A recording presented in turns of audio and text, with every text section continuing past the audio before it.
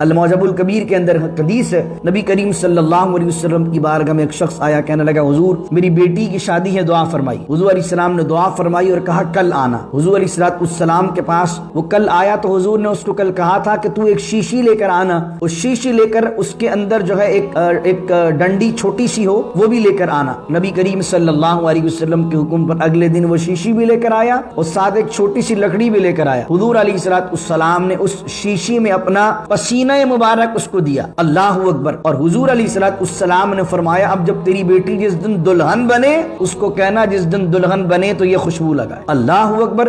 وہ دلہن کہتی ہے جب حضور کا پسینہ مبارک میں نے لگایا پوری محفل میں سب سے زیادہ خوشبو میرے لباس سے آتی تھی، اور حضور نے جب ہمیں اپنا پسینہ مبارک عطا فرمایا پورے مدینے میں ہمارا گھر خوشبو والا گھر کہلاتا۔